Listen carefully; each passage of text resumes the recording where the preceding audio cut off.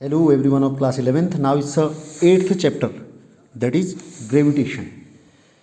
And at first gravitation में आपको पढ़ना है Kepler's laws of planetary motion. Planets किन्हें कहते हैं? जो सन के अराउंड, आप जानते हैं सन के अराउंड एक इलिप्टिकल पाथ बनाते हुए वो ऑर्बिट करते रहते हैं, हमेशा घूमते रहते हैं. तो इसने 3 रूल दिए केपलर ने प्लैनेट्स के मोशन के रिगार्डिंग. 3 लॉज दिए. लॉ ऑफ ऑर्बिट पहला कहा, all planets move around the sun in elliptical orbits having the sun at one of the focus of the orbit. Maths वाले टीचर्स, मैथ्स वाले students जानते होंगे कि इलिप्स के 2 फोकस होते हैं, F1 और F2.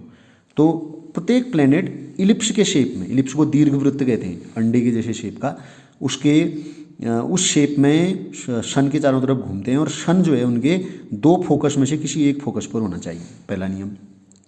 Law of orbit, law of areas.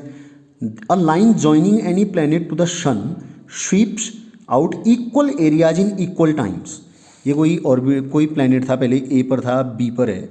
ए से बी पर जितने टाइम में वो गया होगा ना, क्या करते हुए इस एरिया को, इतना एरिया बनाया उसने, ये देखिए.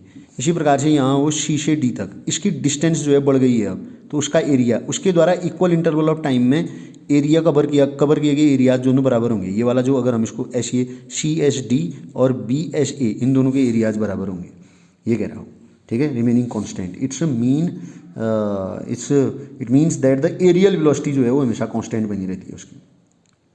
लॉज ऑफ पीरियड्स जो इंपॉर्टेंट लॉ है, the square of the period of revolution of any planet around the sun, square of the period of revolution, जितना टाइम उसको एक रिवोल्यूशन करने में लग रहा है उसका स्क्वायर जो होगा वो डायरेक्टली प्रोपोर्शनल टू होगा cube of the mean distance from the sun, सूर्य से उसके मीन डिस्टेंस की, क्योंकि उसकी डिस्टेंस तो बदलती रहेगी ना. यहाँ पर सन से वो नज़दीक है, फिर और दूर जाएगा, तो इसमें संबंध होता है. अगर टाइम ऑफ रिवोल्यूशन t है तो t square is directly proportional to r cube, where r is the mean distance of the sun from the planet. तो t square is equal to kr cube हो जाएगा. अब देखिए directly proportional है ना ये, जितना ज़्यादा डिस्टेंस होगी प्लैनेट की सन से उतना ज़्यादा टाइम ऑफ रिवोल्यूशन होगा. दोनों एक दूसरे के डायरेक्टली प्रोपोर्शनल है, नहीं है? बताओ.